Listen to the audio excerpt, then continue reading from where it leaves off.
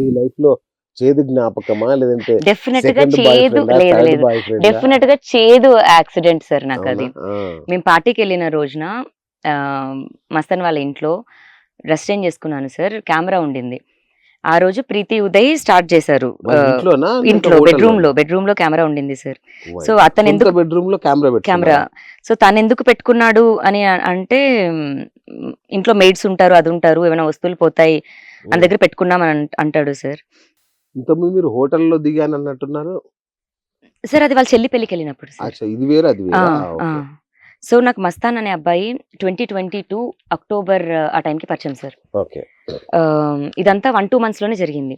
జనవరి ఆ టైంకి మస్తాన్ వచ్చి సెటిల్మెంట్ లాగా, మళ్ళీ సెటిల్మెంట్ అంటే మనీ సెటిల్మెంట్ ఇది కూడా కాదు, క్లియరెన్స్ లాగా తన దగ్గర ఉన్నది డిలీట్ చేసేయడం, నా దగ్గర తనదున్నది డిలీట్ చేసేయడం, అలా క్లియర్ చేసుకున్నాం. చేశారా? చేసేసాము చేశారు జనవరి. అది ఇప్పుడు మళ్ళీ దాని తర్వాత నెక్స్ట్. సో జనవరిలో అలా డిలీట్ చేసేసుకున్నాక ఫిబ్రవరి మళ్ళీ తను మా ఇంటికి వచ్చి మా చెల్లి పెళ్లి ఉంది రావాలని, మరి మిస్టర్ అండ్ మిస్సెస్ రాస్తారు మీ ఇద్దరు రావాలని వెడ్డింగ్ కార్డ్ ఇచ్చాడు. నేను ఇక్కడ వీళ్ళందరితో కలిసి విజయవాడ వెళ్ళాం సార్, గుంటూరు వెళ్ళాం. రాస్తారు రాలేదు అప్పుడు, తనకి ఏదో షూటింగ్ లో ఉన్నాడు, మాల్వి సినిమాలోనే షూటింగ్ లో ఉన్నాడు సార్. రాలేదు. బట్ మేము వెళ్ళాం, నువ్వు వెళ్ళు అన్నాడు. అప్పుడు ఫ్రెండ్లీ అయిపోయింది, గొడవ ఏం లేకపోతే సార్. నాకు కోపం 5 నిమిషాలే, ఎవరి మీద శత్రువు అయినా సరే సార్. క్లియర్ అయిపోయిందంటే క్లియర్ అయిపోయింది అన్న దగ్గర ఉన్నాం.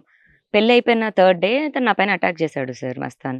3 days అక్కడే ఉన్నారు మీరు? 3 days ఉన్నాము అండ్ అసాల్ట్ చేశాడు. మార్నింగ్ 6 o'clock హైదరాబాద్ వెళ్ళిపోతున్నాము అన్నప్పుడు వచ్చాడు తన హోటల్కి.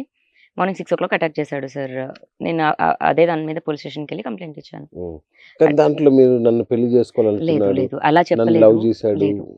ఎలా పరిచయం అన్న దగ్గర నాకు అతను ఎలా అయితే ఫ్లర్ట్ చేసేవాడు, నీలాంటి ఒక అమ్మాయి వైఫ్ గా ఉంటే బాగుంటది, హౌస్ వైఫ్ గా అంటే తన పర్సనల్ లైఫ్ లో తన వైఫ్ హౌస్ వైఫ్ కాదు అంటే దట్ సపరేటెడ్ అనుకుంటా.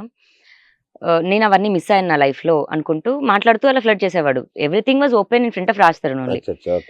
అండ్ ఆ దాంట్లోని నేను ఇంకా రాజ్ పేరు చెప్పకూడదు అన్న దగ్గర నేను ఒక అబ్బాయితో ఉంటున్నాను విల్లా అనే చెప్పాను కానీ మస్తాన్తో ఉంటున్నానని కాదు.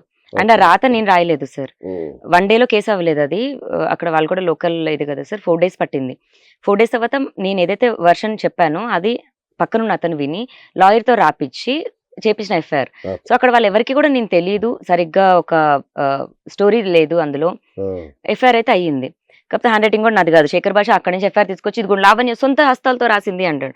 అరే హ్యాండ్ రైటింగే కాదురా బాబు అని చెప్పాను.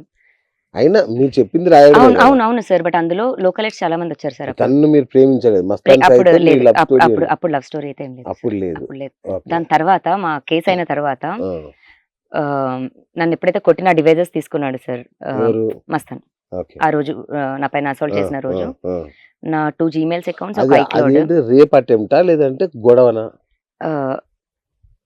Sexual అసాల్టే sir. అంతే కదా? ఓకే. సెక్షువల్ అసాల్టే, మరి అది రేప్ కిందకి వస్తుందో ఏమో, బట్ జరిగింది సార్. అది జరుగుతూ లైవ్ వీడియో కూడా చేశాడు సార్ తను. సో తన దగ్గర నా వీడియో ఉంది. నాకు ఆ భయం ఎప్పుడు ఉంటది. న్యూడ్ గా ఉంటదా? ఇంకా అంతే సార్. ఇప్పుడు అది మాట్లాడి ఇప్పుడు బయటకు అది ఒకవేళ వస్తే కూడా దాన్ని విక్టిమ్ గా కన్సిడర్ చేయకుండా మళ్ళీ నాకు దానికి కోర్టు డెఫినెట్ గా చేస్తుంది సార్.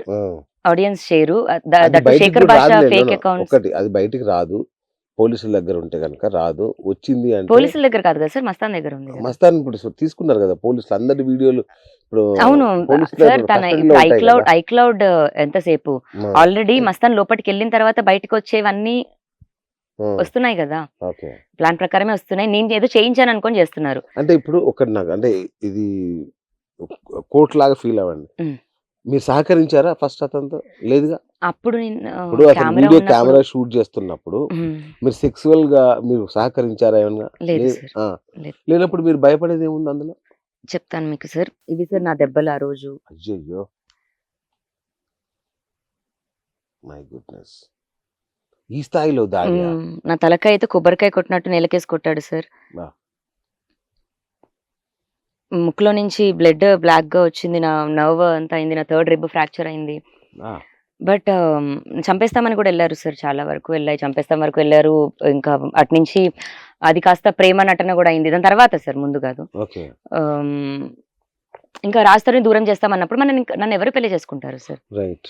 నన్ను ఇలా చేసి దీనివల్ల రాస్తారు నా లైఫ్ నుంచి పోతే నన్ను ఎవరు చేసుకుంటారు?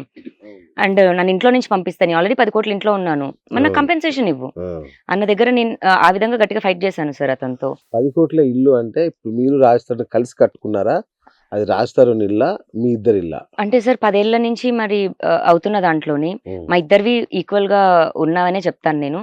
కాకపోతే రెమ్యునరేషన్ అనేది రాజస్థాన్కి వస్తుంది కాబట్టి, ఇన్కమ్ అనేది రాజస్థాన్కి వస్తుంది కాబట్టి డబ్బుల పరంగా రాజస్థాన్ పే చేస్తున్నాడు సార్. మన అదే దాంట్లోని హాఫ్ ఆఫ్ ద అమౌంట్ మా పేరెంట్స్ నాకు ఇచ్చారు. మధ్యలో రాజస్థాన్ 2 years పని చేయలేదు, మా పేరెంట్స్ ఇచ్చారు. ఇంటీరియర్ కి ఒక 10-15 lakhs అవుతాయి, మా పేరెంట్స్ ఇచ్చారు. అలా మావి కూడా ఒక 70-80 lakhs ఉన్నాయి సార్. ఎక్కడ ఉంటారు మీ పేరెంట్స్? పటాన్చెరు సార్. పటాన్ ఇక్కడే ఉంటారు. నాన్నగారు ఏం చేస్తారు? నాన్నగారు అంతకు ముందు రియల్ ఎస్టేట్ చేసేవాళ్ళు, దాని తర్వాత ఒక చిన్న షాప్ సార్. బట్ వాళ్ళ కాళ్ళ మీద వాళ్ళు నిలబడుతూ ఉండే మనుషులు, కష్టం చేసుకునే మనుషులు. తమ్ముడు ఉన్నాడు. వాళ్ళ కాళ్ళ మీద వాళ్ళు కష్టం చేసుకునే మనుషులే గానీ ఏదో ఇప్పుడు కూతురు పెడతాను అల్లు పెడతాను తినే మనుషులైతే అస్సలు కాదు. ఇప్పటికి ఈ రోజు కూడా మా పేరెంట్స్ నాకు ఇస్తున్నారు సార్, వాళ్ళ కష్టం మీద ఇస్తున్నారు. కలిసే ఉంటున్నారా మీరు? లేదు సార్, 11 years నుంచి రాస్తూనే. వాళ్ళ కోపం లేదా మీ మీద? ఇప్పుడు కోపం కంటే బాధే సార్. మా అమ్మాయి ఇలా అయిపోయింది అండ్ ఇప్పుడు వాళ్ళకి కూడా నీ చేతులారా నువ్వు చేసుకున్నావు అనే ఉంటాయి కదా సార్. ఇప్పుడు వాళ్ళు పెళ్లి చేయలేక కాదు, నాకు నా సొంతంగా నేను తీసుకున్న డెసిషన్, వెనక్కి వెళ్ళలేని పరిస్థితి. ఇప్పుడు వెళ్ళిపోతే తీసుకుంటారు సార్, ఏ తల్లిదండ్రులు తీసుకోరు బిడ్డని. కానీ నేను ఇప్పుడు ఇంత జరిగే రాజుని ఎలా వదిలేస్తాను సార్? నేను రాజు కానీ మస్తాను కానీ నా జీవితానికి ఒక దారి చూపించాలి. అంతే సార్. అఫీషియల్లీ అయితే ఇంకా అన్అఫీషియల్లీ మాట్లాడడం ఫ్లర్ట్ అంటారు అనుకోండి. ఎవరు కనెక్ట్ అయినా ఎవరు మాట్లాడడం వరకు అయితే మాట్లాడతాను sir. Flirting is always healthy అన్న దాంట్లో రాస్తారు నాకు. బికాస్ నేను చాలా 4 ఇట్లా స్క్వేర్ బాక్స్ లో ఉన్న మనిషిని సార్. సోషలైజ్ అవ్వాలి అని, లేకపోతే నువ్వు బయటికి రావాలి అన్న దగ్గర రాస్తారు నాకు ఫ్లర్టింగ్ ఈజ్ హెల్దీ అని నేర్పించాడు. ఏం చదువుకున్నారు, ఏం అవుదామని వచ్చారు? నేను MBA చేశాను సార్, సింగపూర్ లో హోటల్ మేనేజ్మెంట్ సార్. దాని తర్వాత యాక్టింగే ఇష్టం ఉండేది, సినిమాలు కానీ షార్ట్ ఫిల్మ్ కానీ. బట్ ఒక టైంలో రాజు వద్దన్నాడు నాకు, నువ్వు అంటే డైరెక్షన్ డిపార్ట్మెంట్ వరకు ఉండు, కెమెరా నేర్చుకో లేదా డైరెక్షన్ నేర్చుకో, బట్ ఆన్ స్క్రీన్ వద్దు, నాకు నచ్చదు అన్నాడు. బాగుండేదాన్ని సార్ అప్పుడు. సో అలా మీ ఇంట్రెస్ట్ ఉన్న కెరియర్ ని త్యాగం చేశారు. మరి ఈ 10 ఏళ్ళు ఏం చేశారు? ఇంట్లోనే సార్, అతని బట్టలు ఉతుక్కుంటూ, అతనికి వండి పెడుతూ, అతనికి చేస్తూ. సీరియస్ గా? అతని ఇంటికి వచ్చాడంటే అతను ఇలా అండర్వేర్ కూడా ఇలా వేసేస్తాడు సార్. మళ్ళీ అతన్ని ఒక చిన్న పిల్లోడిని తల్లి చూసుకున్నట్టే చూసుకోవాలి. ఏది చేయడు, తిన్నాడంటే ప్లేట్ అక్కడే.